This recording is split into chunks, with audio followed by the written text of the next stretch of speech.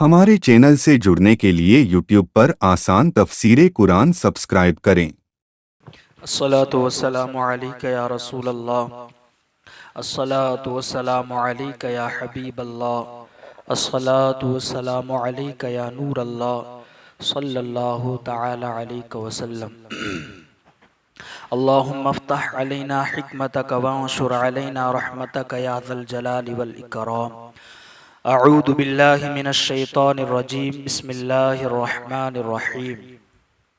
लन यदुर्रुकुम इल्ला अज़ा व इन युक़ातिलूकुम युवल्लूकुमुल अदबार सुम्मा ला युंसरून। सदक़ल्लाहुल अज़ीम। हज़रत मुहतरम, मैंने जिस आयत करीमा को तिलावत किया है वो पारा नंबर 4 सूरह आले इमरान की आयत नंबर 111 है। इस आयत से पहले आयत नंबर 110 के अंदर हम ये सुन चुके हैं कि अल्लाह रब्बुल इज़्ज़त ने उम्मत मुहम्मदिया सल्लल्लाहु अलैहि वसल्लम को ये बशारत दी कि ए उम्मत मुहम्मदिया सल्लल्लाहु अलैहि वसल्लम कि तुम तमाम उम्मतों में सबसे बेहतर उम्मत हो। और उसके अल्लाह रब्बुल इज़्ज़त ने सबब भी बयान फरमाए कि इसका सबब ये है कि तुम नेकी का हुक्म देते हो और बुराई से रोकते हो। और नेकी का हुक्म देना, बुराई से मना करना, ये कोई मामूली मनसब नहीं है, बल्कि अल्लाह रब्बुल इज़्ज़त ने अगले अंबियाए किराम अलैहिमुस्सलाम को ये मनसब अता फरमाया था। तो नेकी का हुक्म देना, बुराई से मना करना, ये किसका मनसब है? नबियों का है।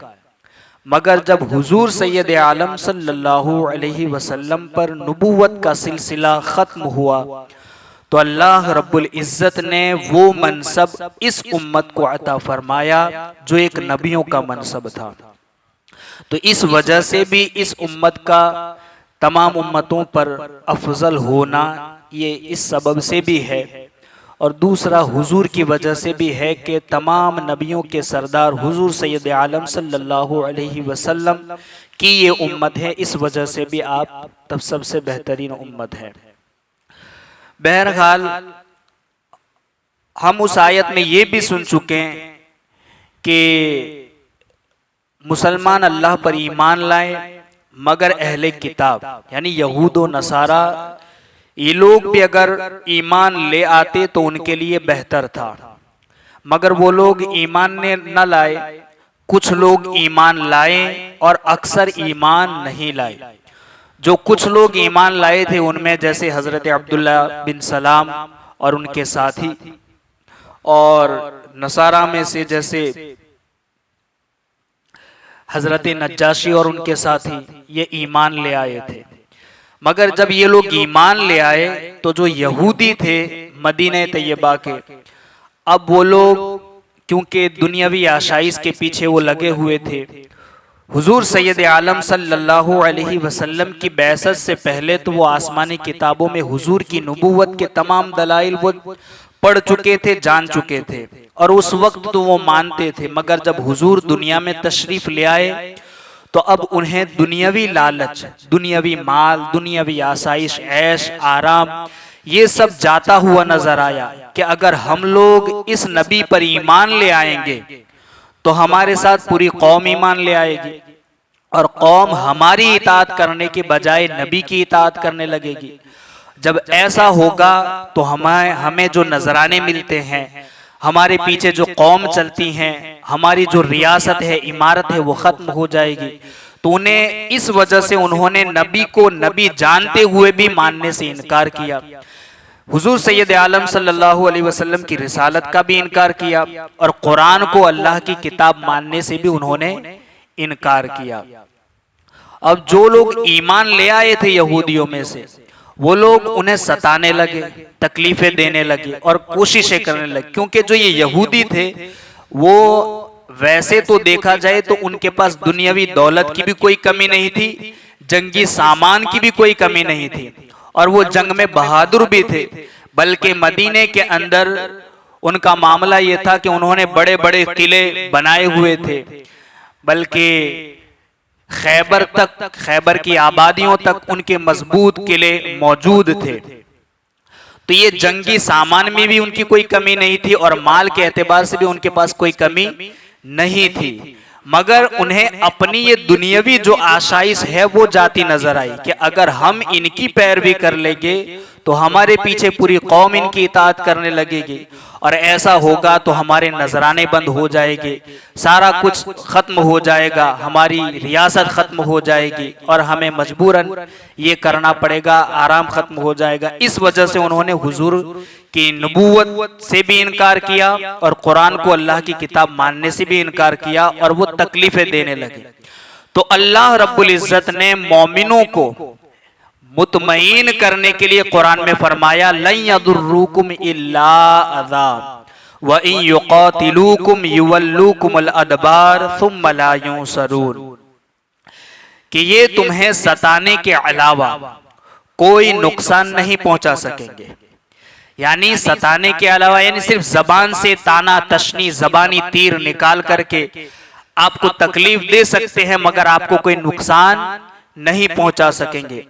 और अगर तुमसे वो लड़ेंगे तो तुम्हारे सामने से पीठ फेर जाएंगे। यानी अगर ये तुम्हारे मुकाबले में जंग के लिए भी आएंगे तो तुम्हारे मुकाबले में पीठ फेर करके भाग जाएंगे, ये मुकाबला ना कर सकेंगे। अगरचे देखने में बज़ाहिर उनके पास कुव्वतें हैं, जंगी सामान है, दौलत है, मगर ये तुम्हारा कुछ बिगाड़ न सकेंगे, बल्कि ये पीठ फेर जाएंगे, फिर उनकी मदद नहीं की जाएगी। उनकी मदद नहीं की जाएगी यानी न दुनियावी लोगों के एतबार से उनकी मदद होगी, न अल्लाह रब्बुल इज्जत उनकी कोई मदद फरमाएगा।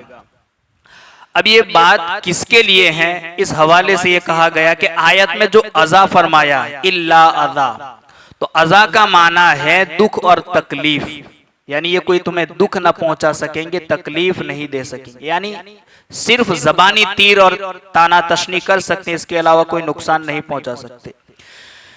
इसमें नबी करीम सल्लल्लाहु अलैहि वसल्लम के ज़माने के यहूदियों का जिक्र है कि नबी करीम सल्लल्लाहु अलैहि वसल्लम ने इब्तिदान उनके मुख्तलिफ कबाइल से जो मुआहिदे किए थे वो उनकी अहद शिकनी और शरारतों की वजह से ख़त्म कर दिए गए।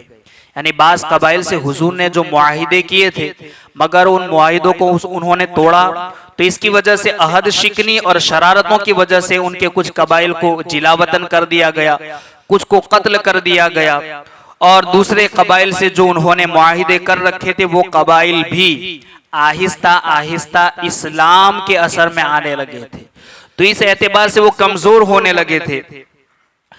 तो वो कबाइल भी आहिस्ता आहिस्ता इस्लाम के जेर असर आ गए, सो वो मुआहिदे भी अमलन बेअसर होकर रह गए।